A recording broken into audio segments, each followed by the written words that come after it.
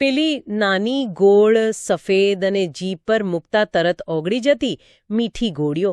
આપણે બધાએ ક્યારેક ને ક્યારેક હોમિયોપેથીની આ ગોળીઓ જોઈ જ હશે અને હા, મોટાભાગે ખાધી પણ હશે. હા, બિલકુલ.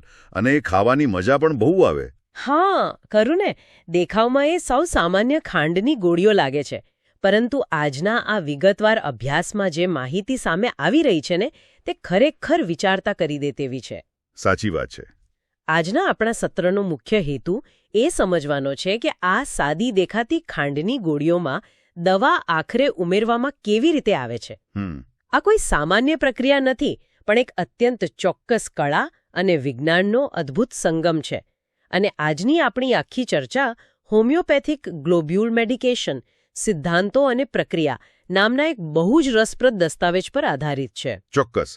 અને આ દસ્તાવેજ બહુ જ ઊંડાણપૂર્વકની માહિતી આપે છે. હા, એટલે આ નાની ગોળીઓ દવાની શક્તિને કેવી રીતે આટલા લાંબા સમય સુધી જાળવી રાખે છે, એની પાછળનું વિજ્ઞાન આજે આપણે ઉકેલવાના છીએ. પર શરૂઆત કરતા પહેલા એક પ્રશ્ન જે કોઈને પણ થઈ શકે કે શું ક્યારેય એવો વિચાર આવ્યો છે કે અમુક પ્રવાહી દવાઓ નાખવાથી આ ગોળીઓ અચાનક ઓગળીને પેસ્ટ શા માટે બની જાય છે અને આખી પ્રક્રિયામાં 88% આલ્કોહોલનું હોવું કેમ આટલું બધું જરૂરી છે? આ વિષય જેટલો સરળ દેખાય છે ને, ખરેખર તેટલું જ ઊંડાણપૂર્વકનો છે. જો આપણે સાવ પાયાની વાતથી શરૂઆત કરીએ તો આ ગ્લોબ્યુલ્સ અથવા ગોળીઓનો ઉપયોગ શા માટે થાય છે એ પહેલા સમજવું પડે. મૂળભૂત રીતે આ ગોળીઓ એક વાહક એટલે કે એક વાહન તરીકે કામ કરે છે. તમે જુઓ, જ્યારે કોઈ સારવારમાં વારંવાર દવા લેવાની જરૂર પડે ત્યારે દર વખતે પ્રવાહી દવાના ટીપા ગણવા, તેને પાણીમાં ભેળવવા અને યોગ્ય માત્રામાં લેવા ક્યારેક મુશ્કેલ કે અગવડભર્યા બની શકે છે. હા, એ તો છે. દર વખતે કોણ ટીપા ગણવા બેસે? બરાબર. તેની સરખામણીમાં આ દવાયુક્ત ગોળીઓ ડોઝ લેવા માટેનું સૌથી અનુકૂળ અને સચોટ માધ્યમ છે. અને બીજું મોટું કારણ એ છે કે આ ગોળીઓ દવાની શક્તિને પ્રવાહી સ્વરૂપ કરતાં વધુ લાંબા સમય સુધી જાળવી રાખે છે. અચ્છા. હા, તે બનાવવા અને દર્દીને આપવા માટે ખૂબ જ સરળ, સુરક્ષિત અને લાંબા ગાળા માટે અસરકારક પદ્ધતિ છે. ઓકે, તો ચાલો આને જરા વિગતે સમજીએ. જો આ ગોળીઓ એટલું જ મહત્વનું માધ્યમ છે તો તેની બનાવટની પ્રક્રિયા પણ ચોક્કસપણે બહુ જ સચોટ હોવી જોઈએ ને, રાઈટ? બિલકુલ, એકદમ ચોક્કસ હોય છે. મેં સ્ત્રોતમાં વાંચ્યું કે આ પ્રક્રિયાને મુખ્યત્વે 2 તબક્કામાં વહેંચવામાં આવે છે: તૈયારીનો તબક્કો અને મુખ્ય પ્રક્રિયા. શરૂઆત લેબોરેટરીમાંથી સાધનો લાવવાથી થાય છે. અહીં એકદમ સ્વચ્છ કાચ અથવા પ્લાસ્ટિકની શીશી જે 1 ડ્રામ અથવા 2 ડ્રામની ક્ષમતા ધરાવતી હોય તેની પસંદગી કરવામાં આવે છે. ડ્રામ એટલે કે સાવ નાનકડી, આંગળીના ટેરવા કે અંગૂઠાના કદ જેવડી કાચની શીશી. પણ આ સાધનોનું શરૂઆતથી જ આટલું બધું સ્વચ્છ હોવું શા માટે આટલું મહત્વ ધરાવે છે? કારણ કે હોમિયોપેથીના રસાયણ વિજ્ઞાનમાં સંપૂર્ણ ચોકસાઈ અને શુદ્ધતા જ બધું જ છે. તૈયારીના તબક્કામાં સાધનોની ચકાસણી એ સુનિશ્ચિત કરે છે કે તેમાં કોઈ અગાઉની દવાનો નાનકડો અંશ, ધૂળનો રજકણ કે અન્ય કોઈ અશુદ્ધિ રહી તો નથી ગઈ ને? એટલે બીજી દવાની અસર ન ભળી જાય. હા, જો સાધનો સંપૂર્ણપણે સ્વચ્છ ન હોય તો નવી દવાની અસરકારકતા જોખમાઈ શકે છે, અથવા તો 2 અલગ અલગ દવાઓ ભળી જવાથી તેનું મૂળ રાસાયણિક બંધારણ જ બદલાઈ શકે છે. સાચી વાત છે. હવે જ્યારે મુખ્ય પ્રક્રિયા શરૂ થાય છે ત્યારે સૌથી પહેલા શીશીના ઢાંકણ પર દવાનું નામ અને તેની શક્તિનું માપ લખવામાં આવે છે. આ એક નાનકડું પણ અત્યંત મહત્વનું પગલું છે. હા, કારણ કે લેબમાં તો ઘણી બધી શીશીઓ હોય ને. બિલકુલ, લેબોરેટરીમાં સેંકડો શીશીઓ હોય. તેથી દવા ઉમેર્યા પછી લેબલ લગાવવામાં કોઈ ભૂલ ન થાય તે માટે આ સાવચેતી રાખવામાં આવે છે. ત્યારબાદ જ તે સ્વચ્છ શીશીમાં એક સમાન કદની ખાંડની ગોળીઓ ભરવામાં આવે છે. હા, અને આમાં એક બહુ જ રસપ્રદ નિયમ મારું ધ્યાન ખેંચે છે. શીશીને ક્યારે પૂરેપૂરી ભરવામાં આવતી નથી. એવો ખાસ ઉલ્લેખ છે સ્ત્રોતમાં કે શીશીને માત્ર પોણા ભાગ સુધી જ ગોળીઓથી ભરવી જોઈએ. આ સાંભળીને મને પેલી મુસાફરી માટે બેગ કે સૂટકેસ પેકિંગ કરવાનો વિચાર આવે છે. જો કોઈ સૂટકેસ કપડાથી પૂરેપૂરી ઠાંસીને ભરી દેવામાં આવે તો અંદર કંઈ પણ હલાવવાની કે નવી વસ્તુ મૂકવાની જગ્યા જ નથી રહેતી. ગોળીઓ સાથે પણ બરાબર આવું જ થતું હશે, રાઈટ? હા, એકદમ સચોટ ઉદાહરણ. એટલે જો શીશી કાંઠા સુધી આખી ભરેલી હોય તો દવા ઉમેર્યા પછી ગોળીઓને બરાબર હલાવી શકાતી નથી, જેથી બધી ગોળીઓ પર દવા પહોંચી ન શકે. બરાબર છે. શીશીમાં ઉપરના ભાગે ખાલી જગ્યા રાખવાનું મુખ્ય કારણ એ જ છે કે જ્યારે પ્રવાહી દવા ઉમેરવામાં આવે ત્યારે દરેક ગોળી પર તે સમાન રીતે ફેલાય. જો શીશી પૂરેપૂરી ભરેલી હશે ને તો માત્ર ઉપરની ગોળીઓ જ દવા શોષી લેશે અને નીચેની ગોળીઓ તો સાવ કોરી જ રહી જશે. એટલે સમાન વિતરણ માટે ગોળીઓને હલાવવા શીશીમાં 1/4 જેટલી જગ્યા હોવી જ જોઈએ. સમજી ગઈ. જેથી ઉપરથી નીચે સુધીની દરેક ગોળી પ્રવાહીના સંપર્કમાં આવી શકે. હવે શીશીમાં ખાલી જગ્યા તો રાખી દીધી, પણ ત્યારબાદ દવા ઉમેરવાની વાત આવે છે અને અહીં એક બહુ જ ચોક્કસ ગણિત કામ કરે છે. હા, ગણિત બહુ પાકું છે આમાં. આ પ્રક્રિયામાં અડધી શીશી કે આખી શીશી ભરી દેવાની આડેધડ પદ્ધતિ નથી ચાલતી. આ માટે એક બહુ જ સચોટ ફોર્મ્યુલા નક્કી કરવામાં આવી છે. જેમ કે ઉદાહરણ તરીકે ધારો કે બેલાડોના 200 નામની દવાનો ઉપયોગ થઈ રહ્યો છે. બેલાડોના 200. જો અડધા ડ્રામની સાવ નાની શીશી હોય તો તેમાં માત્ર 4 ટીપા દવા ઉમેરવાની હોય છે. જો 1 ડ્રામની શીશી હોય તો 8 ટીપા અને જો 2 ડ્રામની શીશી હોય તો બરાબર 12 ટીપા દવા ઉમેરવી. બરાબર. આ ચોક્કસ ગણિત સ્પષ્ટપણે દર્શાવે છે કે આ એક અત્યંત શિસ્તબદ્ધ અને વૈજ્ઞાનિક પ્રક્રિયા છે. પણ એ પ્રશ્ન થાય કે આટલા જ ટીપા શા માટે? વધારે કેમ નહીં? આ ગણિત પાછળનું મુખ્ય કારણ ગોળીઓની શોષણ ક્ષમતાને સંતુલિત રાખવાનું છે. તમે જુઓ, ખાંડની ગોળીઓ સ્વભાવે છિદ્રાળુ હોય છે, જાણે કે એક નાનકડી સ્પોન્જ. તેની અંદર પ્રવાહી શોષી લેવાની એક ચોક્કસ મર્યાદા હોય છે. અચ્છા, સ્પોન્જની જેમ. હા, એટલે આ 4, 8 કે 12 ટીપાનું પ્રમાણ એ સુનિશ્ચિત કરે છે કે બધી ગોળીઓ સમાન રીતે ભીની થાય, પણ તે પ્રવાહીમાં ડૂબી ના જાય. આ ટીપા ઉમેર્યા પછી ગોળીઓને બરાબર હલાવવામાં આવે છે. અને અહીં આખી પ્રક્રિયાનો સૌથી રોમાંચક ભાગ આવે છે. દવા ઉમેર્યા પછી તરત જ એક બહુ જ રસપ્રદ અને કદાચ કોઈને પણ થોડી વિચિત્ર લાગતી પદ્ધતિ અપનાવવામાં આવે છે. વિચિત્ર પદ્ધતિ? હા, શીશીનું ઢાંકણ બંધ કરીને તેને થોડા સમય માટે ઊંધી મૂકી દેવામાં આવે છે. અરે હા, આ ખરેખર બહુ વિચારવા જેવી વાત છે. સામાન્ય રીતે આપણે પ્રવાહી ઢોળાય નહીં એટલે કોઈ પણ શીશીને સીધી જ રાખીએ છીએ, પણ અહીં તો જાણી જોઈને શીશીને ઊંધી કરવામાં આવે છે. આની પાછળનું કારણ કદાચ વધારાનું પ્રવાહી કાઢવાનું હોઈ શકે. બિલકુલ સાચું પકડ્યું તમે. સ્ત્રોતમાં એવી પણ માહિતી છે કે જો ગોળીઓએ દવા શોષી લીધા પછી પણ શીશીમાં કોઈ વધારાનું પ્રવાહી બચી ગયું હોય તો ઢાંકણ સહેજ ઢીલું કરીને શીશીને એક ખાસ પ્રકારના શોષક કાગળ, જેને બ્લોટિંગ પેપર કહેવાય, તેના પર ઊંધી પકડી રાખવામાં આવે છે. આ પ્રક્રિયા સાંભળીને મને એવું લાગે છે કે જાણે આપણે રસોડામાં પાસ્તા કે ભાત બાફ્યા પછી ચાળણીમાં કાઢીને તેમાંથી વધારાનું પાણી નિતારી રહ્યા હોઈએ. આ સરખામણી આખી પ્રક્રિયાને સમજવા માટે એકદમ યોગ્ય છે. જો ગોળીઓ વધારાના પ્રવાહીમાં ડૂબેલી રહેશે ને તો તે અત્યંત નરમ પડી જશે અને છેવટે ઓગળવા લાગશે. ગોળીઓનું કામ માત્ર દવાના અર્કને પોતાની અંદર શોષવાનું અને લાંબા સમય સુધી જાળવી રાખવાનું છે. પ્રવાહીમાં તરતા રહેવાનું નથી. સાચી વાત છે. એટલે શીશીને ઊંધી રાખવાથી ગુરુત્વાકર્ષણને કારણે વધારાનું પ્રવાહી નીચે ઢાંકણ તરફ આવે છે. પેલું બ્લોટિંગ પેપર એક ધીમા વેક્યુમ જેવું કામ કરે છે અને માત્ર વધારાના પ્રવાહીને જ શોષી લે છે, જ્યારે ગોળીઓની અંદર શોષાયેલી દવા સચવાઈ રહે છે. વાહ, આ તો બહુ સ્માર્ટ કહેવાય. હા, અને વધારાનું પ્રવાહી નીકળી ગયા પછી શીશીને બરાબર બંધ કરી દેવામાં આવે છે.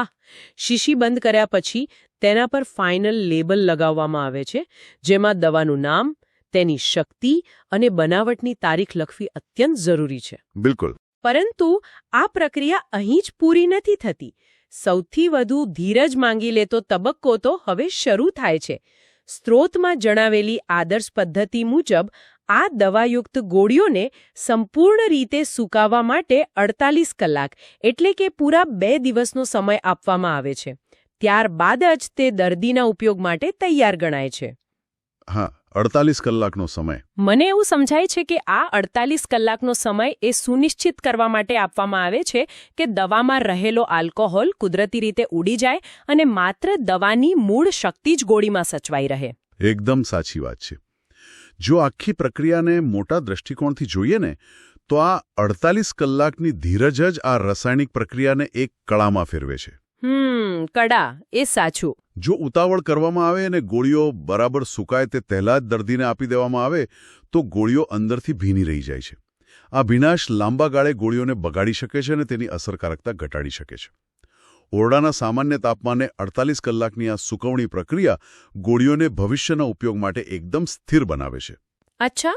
અને હા, પ્રક્રિયા પૂરી થયા પછી બધા સાધનોને અત્યંત કાળજીપૂર્વક સાફ કરીને લેબોરેટરીમાં તેમના મૂળ સ્થાને પરત મૂકવા એ દર્શાવે છે કે આ આખી સિસ્ટમ કેટલી શિસ્તબદ્ધ રીતે કામ કરે છે.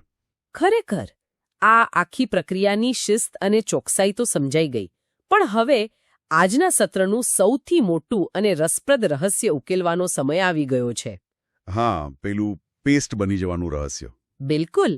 આપણે શરૂઆતમાં જ વાત કરી હતી કે અમુક સંજોગોમાં આ ગોળીઓ બગડી જાય છે અથવા ઓગળીને પેસ્ટ જેવી બની જાય છે. આ પેસ્ટ બની જવાનું રહસ્ય શું છે? સ્ત્રોતમાં એક બહુ જ કડક ચેતવણી આપવામાં આવી છે કે દવાની બનાવટમાં અમુક ચોક્કસ નિયમોનું પાલન ન થાય તો આખી શીશી બગડી જાય છે. આવું શા માટે થાય છે?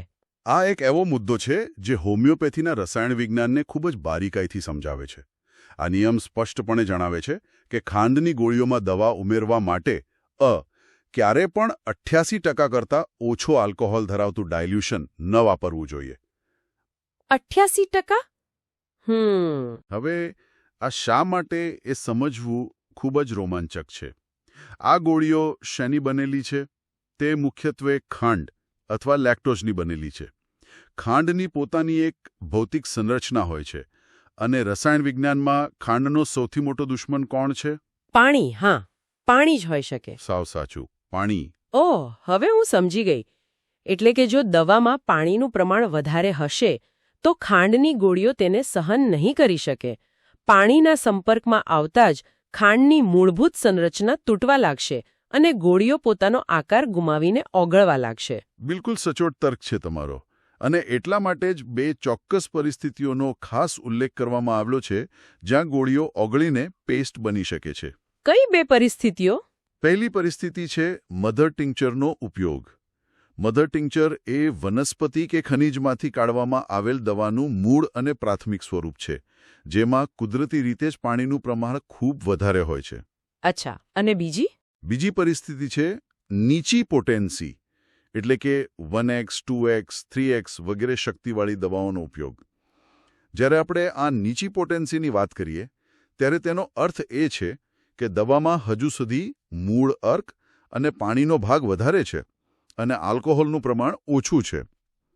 આવી દવાઓ ડાયલ્યુટ આલ્કોહોલમાંથી બનાવવામાં આવે છે. એટલે કે જ્યારે પાણીનું પ્રમાણ વધારે હોય તેવી આ નીચી શક્તિવાળી દવાઓ પેલી ખાંડની ગોળીઓ પર નાખવામાં આવે ત્યારે પાણી તરત જ ગોળીઓની સંરચના તોડી નાખે છે. હા, બરાબર. અને પરિણામે ગોળીઓ ઓગળીને એકબીજા સાથે ચોંટી જાય છે અને સાવ પેસ્ટ જેવી બની જાય છે. આ તો ખરેખર એક આશ્ચર્યજનક રાસાયણિક પ્રતિક્રિયા છે. હા, અને આ જ કારણસર 88% આલ્કોહોલનો નિયમ એટલો કડક છે. જ્યારે દવામાં 88% આલ્કોહોલ હોય ને ત્યારે ગોળીઓ દવાને શોષી લે છે, પરંતુ આલ્કોહોલ ખાંડને ઓગાળતો નથી.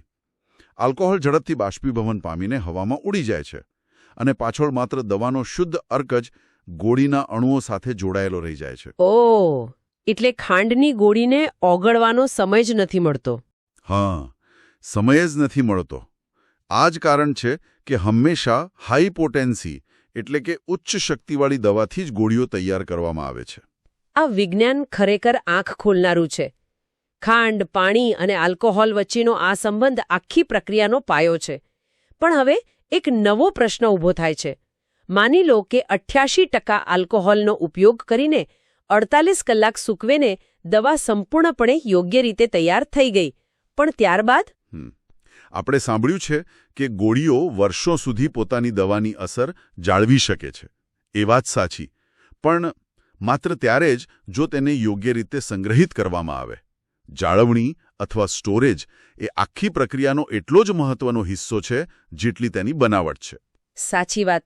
જાળવણીના નિયમો એટલા જ કડક છે જેટલા બનાવટના.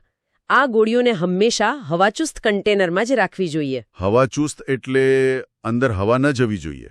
હા, અને તેને અતિશય ગરમી અને સીધા સૂર્યપ્રકાશથી બચાવવી અત્યંત જરૂરી છે. સૂર્યના અલ્ટ્રાવાયોલેટ કિરણો અને ઊંચું તાપમાન દવાની સૂક્ષ્મ શક્તિનો નાશ કરી શકે છે. પરંતુ આમાં સૌથી રસપ્રદ નિયમ એ છે કે દવાની શીશીને હંમેશા તીવ્ર સુગંધવાળા પદાર્થોથી દૂર રાખવી જોઈએ. હા, આ જ વાત મને સૌથી વધુ આશ્ચર્ય પમાડે છે. કેમ? મતલબ, તીવ્ર સુગંધવાળા પદાર્થોથી દૂર રાખવાની વાત સાંભળવામાં થોડી વિચિત્ર લાગે ને? કપૂર, ડુંગળી, લસણ કે કોઈ પરફ્યુમની સુગંધ ખાંડની ગોળીઓને કેવી રીતે નુકસાન પહોંચાડી શકે? સુગંધ અને દવાની અસરને આખરે શું લેવા દેવા? આ સમજવા માટે આપણે ફરીથી ગોળીઓના ભૌતિક ગુણધર્મ તરફ જવું પડે. આપણે અગાઉ વાત કરી તેમ આ ખાંડની ગોળીઓ અત્યંત છિદ્રાળુ હોય છે. પેલી સ્પોન્જની જેમ? હા, એ જ. તેમની આ છિદ્રાળુતા માત્ર પ્રવાહી જ નહીં, પરંતુ આસપાસના વાતાવરણમાંથી બાષ્પ અને ગંધને પણ ઝડપથી શોષી લે છે. અચ્છા! જો દવાની શીશીને કપૂર, મજબૂત પરફ્યુમ, ડુંગળી, લસણ કે કોઈ તીવ્ર સુગંધવાળા બામની નજીક રાખવામાં આવે તો તેમાંથી નીકળતા રસાયણો હવામાં ભળીને ગોળીઓ દ્વારા શોષાઈ જાય છે. ગુ બાપરે! હા, અને આ બાહ્ય ગંધ અને તેના રસાયણો દવાની મૂળભૂત ઊર્જા અથવા શક્તિમાં દખલ કરી શકે છે અને દવાને સંપૂર્ણપણે નિષ્ક્રિય કે બિનઅસરકારક બનાવી શકે છે.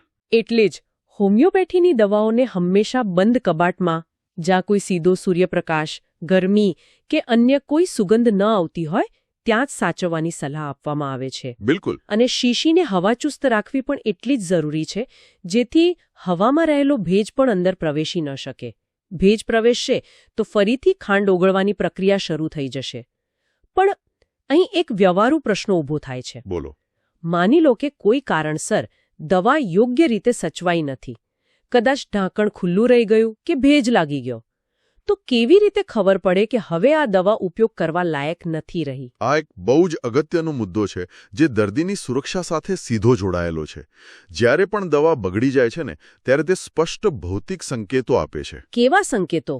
સૌપ્રથમ સંકેત રંગનો છે. સફેદ ગોળીઓ જો પીળાશ પડતી કે કોઈ અલગ રંગની થવા લાગે તો તે બગડી ગઈ હોવાની નિશાની છે. બીજું, જો શીશી ખોલતા તેમાંથી કોઈ અણગમતી, ખાટી કે વિચિત્ર ગંધ આવવા લાગે અથવા તો જીભ પર મૂકતા તેનો સ્વાદ સામાન્ય મીઠો ન રહેતા કંઈક અલગ જ લાગે ત્યારે સમજી લેવું કે દવાનું રાસાયણિક બંધારણ ખોરવાઈ ગયું છે. અને આ ઉપરાંત બીજો એક સ્પષ્ટ સંકેત એ પણ જોવા મળે છે કે જ્યારે ગોળીઓ એકબીજા સાથે ચોંટી જાય અથવા તો શીશીની કાચની દિવાલ પર જમા થઈ જાય. હા, આ દ્રશ્ય જ દર્શાવે છે કે વાતાવરણમાંથી ભેજ અથવા પાણી અંદર પ્રવેશી ચૂક્યું છે અને ખાંડ ઓગળવા લાગી છે. સાચી વાત. જો શીશીની અંદર કોઈ ધૂળના રજકણો કે અશુદ્ધિઓ તરતી જોવા મળે તો પણ તે દવાને તરત જ ફેંકી દેવી જોઈએ.